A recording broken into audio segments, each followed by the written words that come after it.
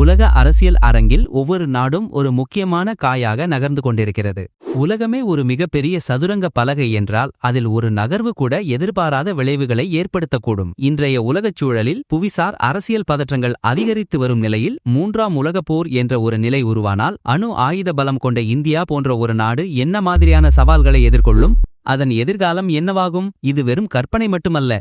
உலக வல்லரசுகளின் ஒவ்வொரு நகர்வும் இத்தகைய ஒரு கேள்வியை எழுப்புகிறது. நவீன உலகின் சிக்கலான வலைப்பின்னலில் ஒரு சிறிய மோதல் கூட உலகளாவிய விளைவுகளை ஏற்படுத்தக்கூடிய ஆற்றல் கொண்டது. 3ஆம் உலகப் போர் என்பது இன்றைய நவீன உலகில் நாம் நினைத்து பார்க்க முடியாத ஒரு பேரழிவாகவே இருக்கும். இது வெறும் இராணுவ மோதலாக இல்லாமல் பொருளாதாரம், சைபர் தாக்குதல்கள், விண்வெளி போர், தகவல் போர் என பல பரிமாணங்களில் நடைபெறும் ஒரு மோதலாக இருக்கலாம். இத்தகைய ஒரு உலகளாவிய மோதல் வெடித்தால் இந்தியாவின் நிலைப்பாடு மிகவும் சிக்கலானதாக மாறும். இந்தியா நீண்ட காலமாக அணிசேரா கொள்கையை கடைபிடித்து வருகிறது. அதாவது எந்த ஒரு பெரிய வல்லரசின் கூட்டணியிலும் நேரடியாக சேராமல் தனக்கென ஒரு சுதந்திரமான வெளியுறவு கொள்கையை பின்பற்றுவது. ஆனால் இன்றைய உலக சூழலில் இந்த அணிசேரா கொள்கை எந்த அளவுக்கு சாத்தியமாகும் என்பது ஒரு பெரிய கேள்வி. குறிப்பாக உலக வல்லரசுகளின் நேரடி மற்றும் மறைமுக அழுத்தங்கள் அதிகரிக்கும் போது நடுநிலை வகிப்பது என்பது ஒரு சவாலான கயிறு நடனம் போன்றது. ஒரு சாத்தியமான உலகளாவிய மோதல் முந்தைய உலகப் போர்களைப் போல இராணுவ மோதல்களுக்கு அப்பால் பல பரிமாணங்களில் நடைபெறும். சர்வதேச வர்த்தக தடைகள், கச்சா எண்ணெய் மற்றும் அத்தியாவசிய பொருட்களின் விநியோக சங்கிலி உடைப்பு,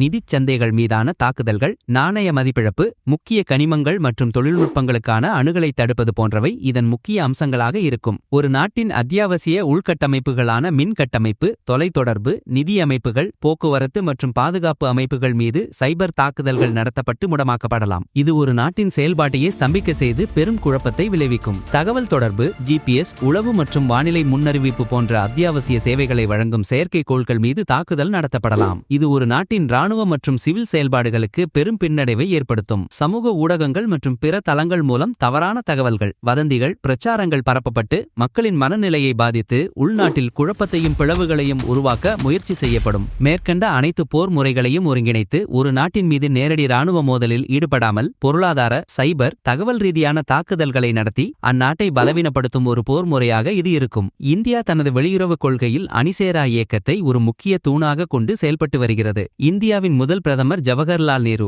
யுத்தத்திற்கு பிந்தைய உலகில் அமெரிக்கா தலைமையிலான மேற்குலக அணிக்கும் சோவியத் யூனியன் தலைமையிலான கிழக்கு அணிக்கும் இடையே எந்த ஒரு பக்கமும் சாராமல் சுதந்திரமான வெளியுறவு கொள்கையை கடைபிடிக்க அணிசேரா கொள்கையை முன்வைத்தார். ஆம் ஆண்டு பாண்டிங் மாநாடு மற்றும் 1961 பெல்கிரேட் மாநாடு ஆகியவை அணிசேரா இயக்கத்தின் முக்கிய மைல்கற்களாகும். இது இந்தியாவுக்கு உலக அரங்கில் ஒரு தனித்துவமான அடையாளத்தை அளித்தது. சோவியத் யூனியனின் வீழ்ச்சிக்கு பிறகு அணிசேரா கொள்கையின் பொருத்தப்பாடு குறித்த கேள்விகள் எழுந்தன.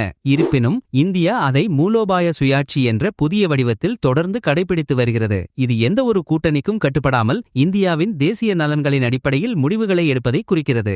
இன்று இந்தியா உலகின் 5வது பெரிய பொருளாதார நாடாகவும் உலகிலேயே அதிக மக்கள் தொகை கொண்ட நாடாகவும் அணு ஆயுத வல்லமை கொண்ட நாடாகவும் திகழ்கிறது. ஐக்கிய நாடுகள் சபையின் பாதுகாப்பு கவுன்சிலில் நிரந்தர உறுப்பினர் ஆவதற்கான முயற்சிகளையும் மேற்கொண்டு வருகிறது. இந்தியா பிரிக்ஸ், எஸ்கிஓ, G20 போன்ற அமைப்புகளிலும் குவாட் போன்ற பாதுகாப்பு சார்ந்த கூட்டணிகளிலும் உறுப்பினராக உள்ளது. இது இந்தியா ஒரு பக்க சார்பற்ற கொள்கையை விட பலதரப்பு ஈடுபாடு என்ற அணுகுமுறையை மேற்கொள்வதை காட்டுகிறது. ஒரு உலகப் போர் வெடித்தால் இந்த பலதரப்பு ஈடுபாடு இந்தியாவுக்கு சாதகமாகவும் பாதகமாகவும் அமையலாம். ஒரு உலகளாவிய மோதல் வெடித்தால் இந்தியா பலமுனை சவால்களை எதிர்கொள்ளும். சர்வதேச கடல் மற்றும் வான்வழி வர்த்தக பாதைகள் கடுமையாக பாதிக்கப்படும். இந்தியாவின் ஏற்றுமதி மற்றும் இறக்குமதி ஸ்தம்பிக்கும். கச்சா எண்ணெய், இயற்கை எரிவாயு. இந்தியா தனது கச்சா எண்ணெய் தேவையில் 85 விழுக்காட்டுக்கும் அதிகமாக இறக்குமதி செய்கிறது. உணவுப் பொருட்கள், மருந்து பொருட்கள், செமிகண்டக்டர்ஸ் போன்ற அத்தியாவசிய பொருட்களின் விநியோகச் சங்கிலி உடைந்து போகும். விநியோகத் தடைகள் பணவீக்கத்தை உச்சத்தை எட்டச் செய்யும். அத்தியாவசிய பொருட்களின் விலை கடுமையாக உயரும்.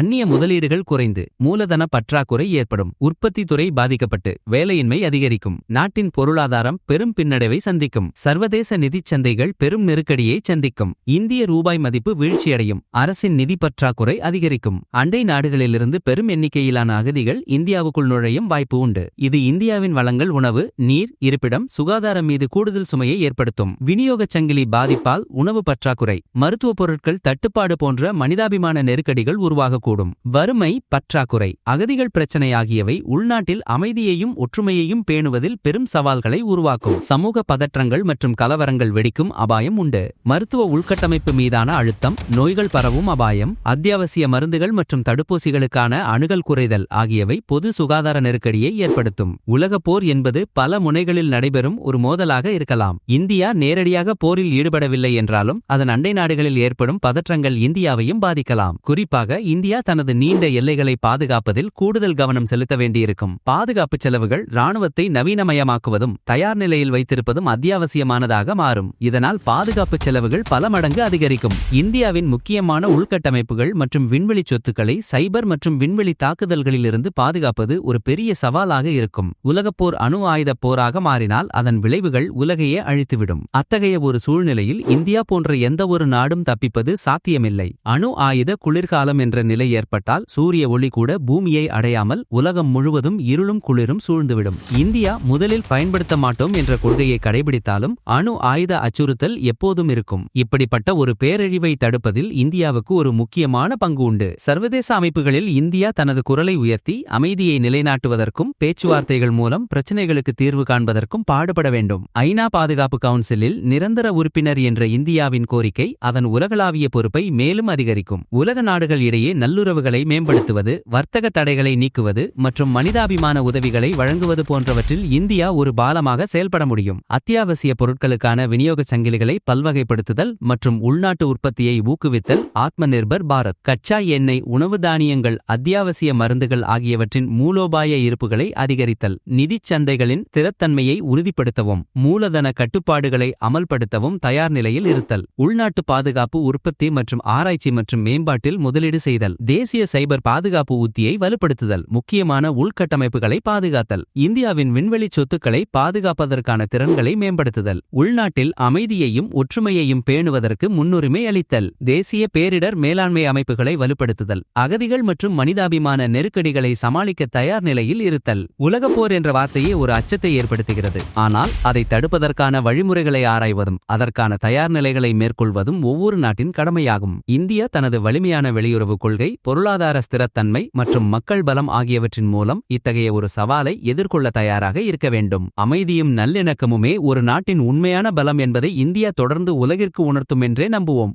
இந்த உலகம் ஒரு சதுரங்க பலகை மாதிரிதான். ஒவ்வொரு நாட்டின் முடிவும் நம்ம வாழ்க்கையை பாதிக்கும். மூன்றாம் உலகப் போர் வராதது தான் நமக்கு வெற்றி. ஆனா அது வந்தா தயாரா இருக்கணும் என்பதுதான் உண்மை. இந்தியா ஸ்ட்ராங்கா இருக்குது, ஆனா சேலஞ்சஸ் இல்லன்னு சொல்ல முடியாது. அதான் கேள்வி. நீங்க என்ன நினைக்கிறீங்க? இந்தியா சேஃபா இல்ல ரிஸ்க் அதிகமா? உங்க கருத்தை காமெண்ட்ல சொல்லுங்க. இந்த மாதிரி ரியல் அனாலிசிஸ் வீடியோஸ்க்காக சேனலை சப்ஸ்கிரைப் பண்ணுங்க. நம்மோட அடுத்த வீடியோல மீண்டும் சந்திப்போம்.